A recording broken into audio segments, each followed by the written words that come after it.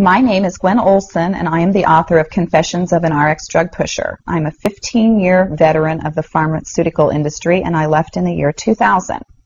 And what I would like to do today is I would like to dispel the myth that the pharmaceutical industry is in the business of health and healing. Because in fact, what the pharmaceutical industry is in the business of doing is disease maintenance and symptoms management.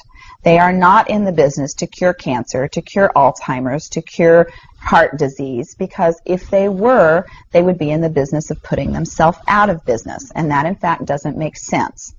I don't want people thinking that I am a conspiracy theorist, because in fact there is no theory behind what I'm telling you. It's all provable. And what I'm saying is provable is that the pharmaceutical industry doesn't want to cure people. You need to understand, specifically when we're talking about psychiatric drugs in particular, that these are drugs that encourage people to remain customers of the pharmaceutical industry. In fact, you will be told if you're given a drug such as an anxiolytic or an antidepressant or an antipsychotic drug that you may be on the drug for the rest of your life. And very frequently people find that they are on the drugs for a very long period of time, if not permanently, because they're almost impossible to get off of.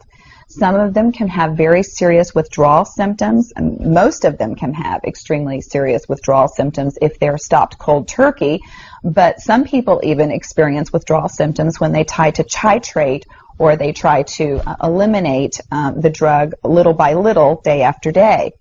So it's really important to understand the motivation behind all of the current maintenance drugs that are on the market, even, for example, drugs such as cholesterol-lowering drugs. And what we are in fact finding now is that cholesterol drugs are lowering cholesterol excessively and causing other disease states as a consequence. So you need to be careful about trying to take drugs in order to remain healthy, because you're never going to have anyone come to you and tell you that the drugs are always tried against a placebo in clinical trials. What a placebo is a sugar pill. And in fact, many drugs are not found to be much more efficacious than the sugar pill. And in a case in point actually is the recent clinical trials that were released in the meta-analysis that came out of the UK on antidepressants, on the newer SSRI, selective serotonin reuptake inhibitor antidepressants. And what was found was the information that activists and other researchers have known for decades, was that antidepressants are no more effective than placebo, no more effective than sugar pills. But yet there are over 44 million people that have been taking these antidepressants, and a large number of them people that have mild to moderate depressive episodes.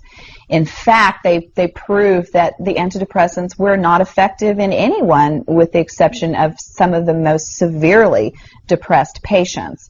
And I can tell you from personal experience that there are a number of things that depressed patients can do to improve their mental status aside from drugs that are quite effective, and in fact more effective than placebo. Another recent study that was released showed that exercise was in fact more effective than either placebo or the antidepressant drug that they were compared to.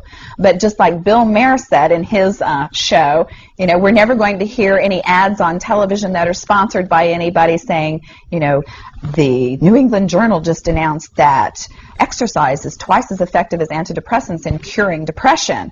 Ask your doctor if getting your butt off the couch is right for you. You know, you're never going to get that kind of good information, fair, balanced information, as long as pharma is funding the major TV stations, the advertising that supports those television stations, the major journals, and all of the advertising that supports the major journals. You just have to be commonsensical people and understand that the pharmaceutical industry makes 5 to 6 times the amount of money as any of the other Fortune 500 companies in the United States of America. They are not going to easily or readily give up that income. And we are, in fact, considered a human commodity. Our loved ones, our children, our elderly are considered cash cows that are preyed upon by pharmaceutical reps such as myself, who are encouraged to go in and build market shares without thinking about the consequences to patients, without knowing the misinformation that they are distributing, without being aware that the clinical data has been contrived, or that the patient populations have been cherry-picked, or that the side effects have been minimized and reported in such a manner that it doesn't present the information correctly. I spent 15 years in this industry. I was one of the best, but I'm here to tell you that the industry has run amok, that we are at a severe crossroads in this nation, and that we have got to take our power back, and we have got to start making the pharmaceutical industry accountable for their actions and for the defective products that they're putting on the market. It won't be long before every American is affected by this disaster, and we need to be aware of what the differences are between diseases, between disorders, and between syndromes. Because if it doesn't have to be scientifically proven, if there are no tests, if there are no blood tests, CAT scans, urine tests, MRIs, if there is nothing to document that you have a disease, then you in fact do not have a disease, you have a disorder. And it has been given and has been diagnosed pretentiously. And you need to get yourself educated and understand that there are options, and those options are much more effective than drugs. You need to look into the nutritional aspects of your diet and your lifestyle aspects. Are you exercising? Are you taking care of yourself in the ways that you need to be proactive about your health? Because once you start down the road of taking one prescription drug on top of the other, you will be a lifelong customer for the pharmaceutical industry, and your choices will be truncated. So I would like to ask you to please self-educate, be proactive, and share the information with others. The next victim could be someone that you love. Thank you.